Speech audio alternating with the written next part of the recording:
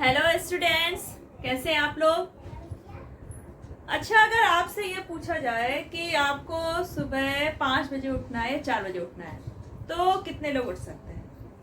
बहुत कम ही लोग होंगे जो सुबह उठना पसंद करते हैं, लेकिन इसका एक तरीका है। आप सुबह उठना चाहते हैं, आप सभी के अंदर कुछ ना कुछ एक होता है, कोई भी काम करने का पैशन होता है कि वो चीज़ बहुत ज़्यादा पसंद होती है, वो आपको किसी भी टाइम करने को दे दिया जाए तो आप कर लोगे। तो सुबह जब अगर उठना है आपको तो सबसे पहले वही काम करिए आप। मानिए किसी को खेलना पसंद है, किसी को पढ़ना पसंद है, किसी को घूमना, तो जो आपका पैशन है किसी चीज़ के लिए तो वो करने के टाइम बना लिए कि आपको सुबह वो उठ करने को मिलेगा, तो आप पक्का सुबह उठ जाएंगे। और जैसे बच्चे पढ़ते हैं, रात में पढ़ते हैं, तो रात में क्या होता है, आप दिन भर के थके हुए थे, एनर्जी लॉस हो चुकी होती है, तो रात में पढ़ने से अच्छा अगर आप सुबह पढ़ते हैं, क्योंकि बॉडी हमारी ओवरनाइट रिलैक्स हो चुकी होती है, तो सुबह हमारा माइंड और बॉडी दोनों ही कूल होते हैं, फ्रेश होते हैं और उसमें थकावट नहीं होती। तो अगर आप सुबह कोई काम करते हैं तो अच्छे से करते हैं, तो कोशिश करिए सुबह जल्दी उठिए और सुबह अपनी पढ़ाई करें। तो अभी हमने लास्ट वीडियो में पढ़ा था पार्टिकल्स के बारे में, मैटर के पार्टिकल्स के फीचर। तो आज हम लोग बेसिक सा ही पढ़ेंगे, ये रिवीजन ही समझ लीजिए, क्योंकि ये पहले भी आप लोग पढ़ चुके हैं, सॉलिड, लिक्विड, गैस, इनकी प्रॉपर्टीज।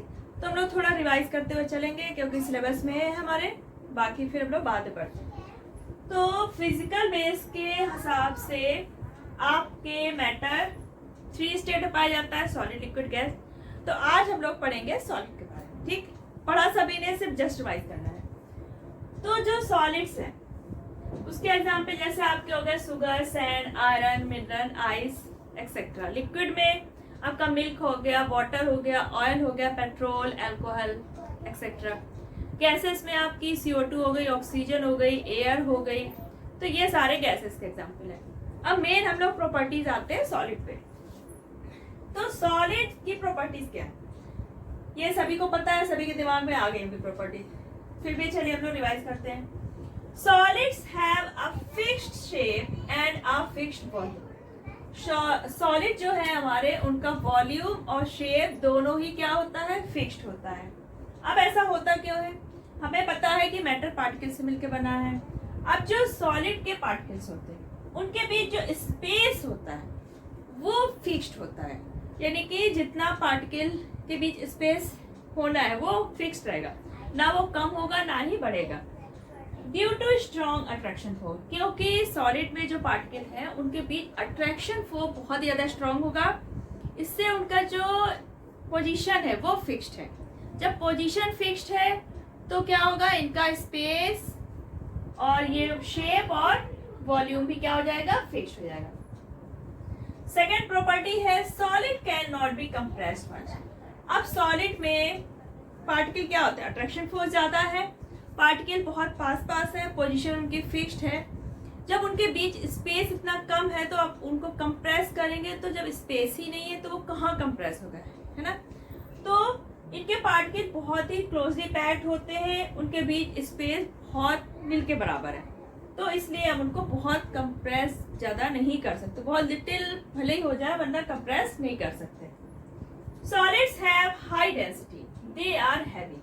सॉलिड की डेंसिटी कैसी होती है, हाई होती है, हैवी होते हैं, सभी को पता है।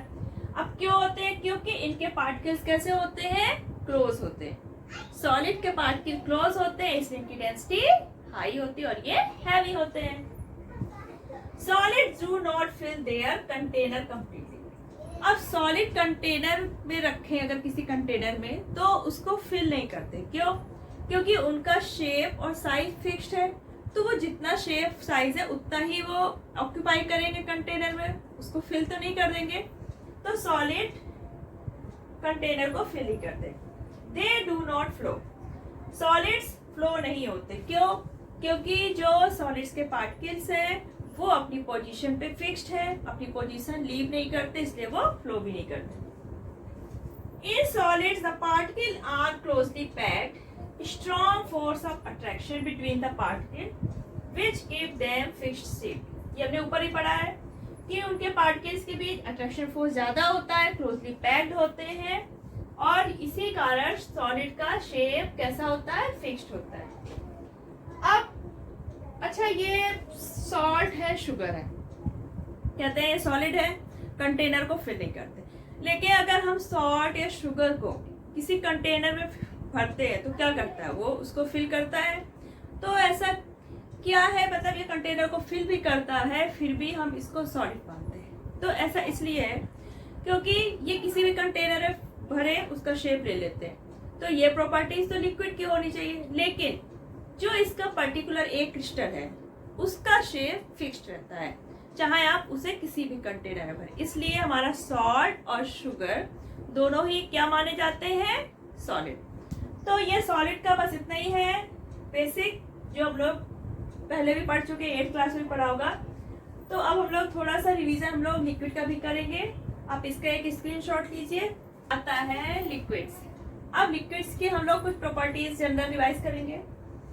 Liquids have a fixed volume but they do not have fixed shape. Liquids का वॉल्यूम क्या होता है, फिक्स्ड होता है, लेकिन शेप फिक्स्ड नहीं होता। अब शेप इसका क्यों फिक्स नहीं होता, क्योंकि इसके जो पार्टिकल्स हैं लूजली पैक्ड होते हैं और इनके पार्टिकल्स के बीच जो स्पेस है वो सॉलिड से थोड़ा सा ज्यादा होता है। अट्रैक्शन, सॉलिड से ज्यादा हो गया स्पेस, और जो अट्रैक्शन फोर्स है वो पार्टिकल्स के बीच सॉलिड के कंपेयर में कम होता है। इसलिए इनका शेप फिक्स नहीं होता, लेकिन वॉल्यूम फिक्स्ड है, क्योंकि इतना पार्टिकल्स के बीच है स्पेस और अट्रैक्शन इतना तो है कि इनका वॉल्यूम फिक्स्ड रहे, लेकिन शेप फिक्स्ड नहीं रहेगा।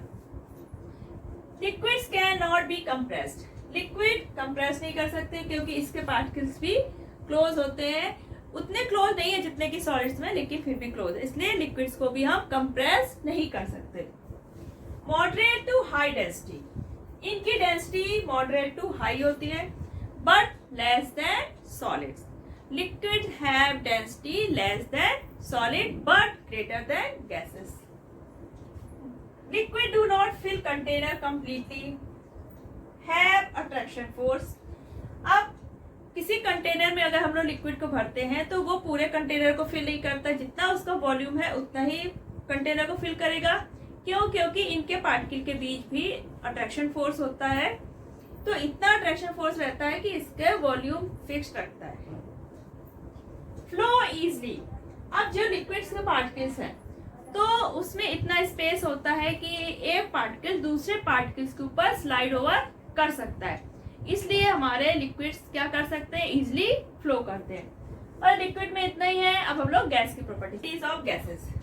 अब गैसेस की प्रॉपर्टीज भी रिवाइज करते हैं जस्ट रिवीजन करने में, कि गैसेस जो है वो ना तो उनका वॉल्यूम फिक्स्ड होता है और ना ही shape. Gases can be compressed easily, लेकिन गैसेस हम क्या कर सकते हैं, इनको बहुत ही इजीली कंप्रेस कर सकते हैं। अगर हाई प्रेशर लगाते हैं तो ये कंप्रेस हो जाती है। क्यों, क्योंकि इनके पार्टिकल्स के भी बहुत ज्यादा स्पेस होता है और अब उस स्पेस को क्या करते हैं, कम कर देते हैं बाय कंप्रेशन। जैसे एग्जांपल आपका CNG LPG, compressed natural gas, and LPG liquefied petroleum gas. ये हमारी क्या है, गैसेस होती हैं जिनको हम हाईली कंप्रेस करके सिलेंडर्स में फिल करते हैं। तो ये गैसेस यानी कि हम इजीली कंप्रेस कर सकते हैं। वेरी लो डेंसिटी, गैसेस की डेंसिटी सबसे कम होती है compare to solid and liquid. Fill their container completely, gases को हम किसी भी कंटेनर फिल करें कंप्लीटली उसको फिल कर देती हैं, एंड गैसेस फ्लो इजीली, और गैसेस हमारी बहुत ही इजीली फ्लो करती हैं। अब अगर आ जाए आपको ये बताना है कि जो अट्रैक्शन फोर्स है, attraction force between particle,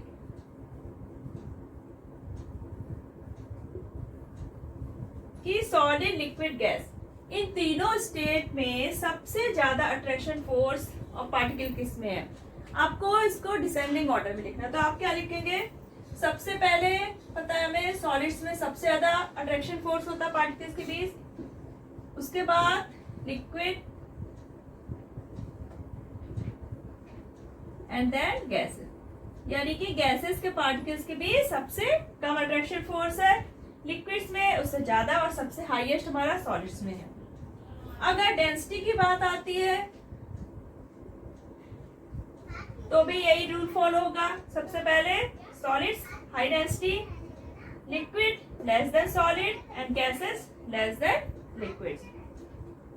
compress की बात करते हैं, हाईली कंप्रेसिबल, तो उल्टा हो जाएगा कंप्रेसिबिलिटी अगर हमें लिखना है।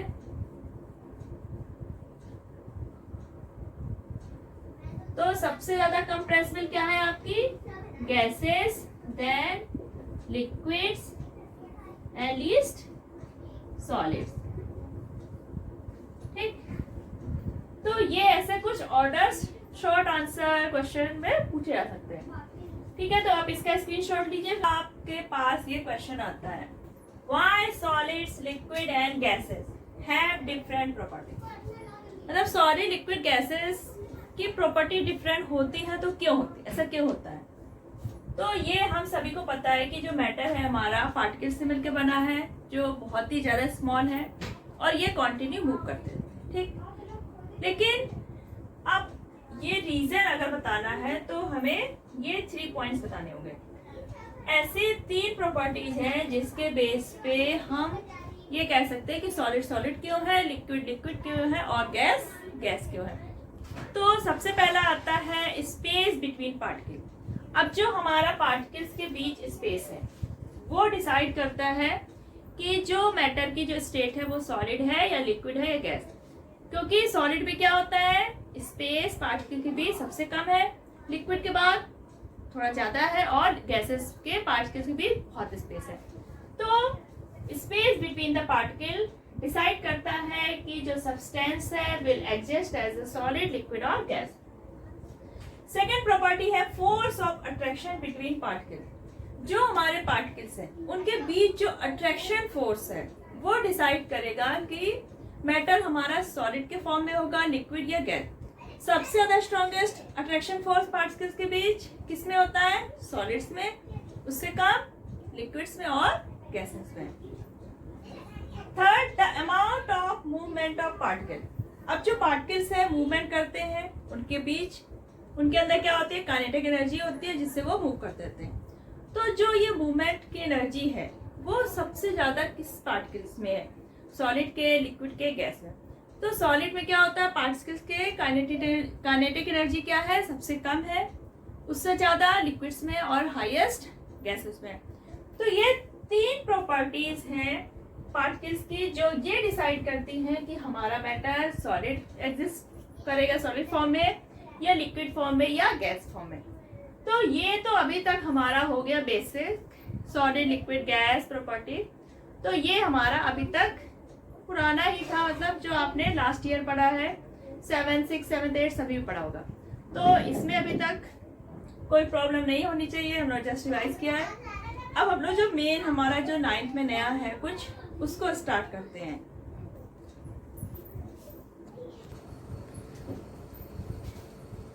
डिफ्यूजन। डिफ्यूजन हम लोग पहले भी पढ़ चुके हैं, जो हमने एविडेंस के तौर पे प्रूव करने के लिए यूज किया था कि हमारा मैटर पार्टिकल से मिलकर बना है। तो डिफ्यूजन क्या है? The spreading out and the mixing of substance due to the motion of its particle is called diffusion. यानी कि अगर हमने 2 सब्सटेंस लिए हैं, उनको एक साथ पुट कर दिया है, तो उनके पार्टिकल्स क्या होंगे, एक दूसरे में मिक्सअप हो जाते हैं। This process is diffusion. तो ये डिफ्यूजन हमारा सबसे ज्यादा किस में होता है? गैसेस में, और सबसे कम सॉलिड्स में। ठीक, लिक्विड्स में, मीडियम है। तो ये तो हमारा डिफ्यूजन हो गया। अब आता है आपका कॉमन यूनिट ऑफ टेम्परेचर। जो टेम्परेचर है हम लोग नॉर्मल लाइफ में हम लोग तो डिग्री सेल्सियस से मेजर करते हैं, जो लैब होती है, क्लिनिक वगैरह होती है, वहां पे भी हम लोग डिग्री सेल्सियस में ही यूज करते हैं। और नॉर्मल ह्यूमन टेम्परेचर सभी को पता होगा 37 डिग्री सेल्सियस होता है। तो कॉमन यूनिट जो है टेम्परेचर मेजर करने की, मेल्टिंग पॉइंट या बॉइलिंग पॉइंट वगैरह, तो हम किससे मेजर करते हैं? डिग्री सेल्सियस से। इसको कैसे लिखते हैं? ऐसे, डिग्री और सी हो गया सेल्सियस। अब जो हमारा आइस का मेल्टिंग पॉइंट है सभी को पता है 0 degree Celsius. Boiling point of water 100 degree Celsius. अब आता है आपका जो SI यूनिट है टेम्परेचर का। नॉर्मल यूनिट तो हमारी क्या हो गई? Degree Celsius.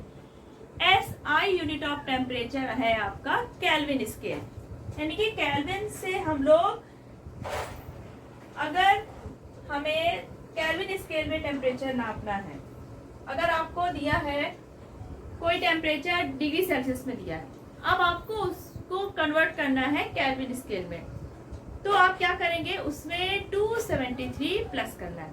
यानी कि अगर मान लीजिए आपको कहा जाए कि आइस का मेल्टिंग पॉइंट है, इसको केल्विन स्केल बताइए, तो डिग्री सेल्सियस में सभी को पता है 0 डिग्री होता है। तो केल्विन स्केल में चेंज करने के लिए हम क्या करेंगे, इसमें 273 प्लस कर देंगे, यानी कि 0 प्लस 273। तो अगर आपसे पूछा जाए melting point of ice in kelvin scale, तो व्हाट विल बी 273 केल्विन। अगर अब यही आपसे पूछा जाए कि बॉइलिंग पॉइंट ऑफ वाटर बताइए, तो फॉर्मूला में पता है कि सेल्सियस स्केल में जो टेम्परेचर है उस पर 273 प्लस करेंगे तो हमारा केल्विन में टेम्परेचर आ जाएगा। बॉइलिंग पॉइंट हमारा क्या है वाटर का, 100 डिग्री सेल्सियस, 273 अपने इसमें प्लस कर दिया, तो आपका क्या आ जाएगा 373 केल्विन। यानी कि boiling point of water in kelvin scale will be 373 के। तो ये हमारे टेम्परेचर मेजरिंग यूनिट हो गई। कॉमन यूनिट क्या है आपकी, degree Celsius. SI unit of measuring temperature is kelvin scale. तो आज के लिए बस इतना ही काफी है। तब तक आप अपना ध्यान रखिएगा, खुश रहिएगा और थोड़ा बहुत पढ़ाई कर लीजिएगा। नेक्स्ट वीडियो में हम लोग इफेक्ट देखेंगे, स्टेट जो है हमारे सॉलिड्स, लिक्विड और गैसेस, उस पर प्रेशर और टेम्परेचर अगर हम लोग उस पर लगाते हैं तो उस पर क्या इफेक्ट आता है। ठीक, तब तक के लिए बाय बाय।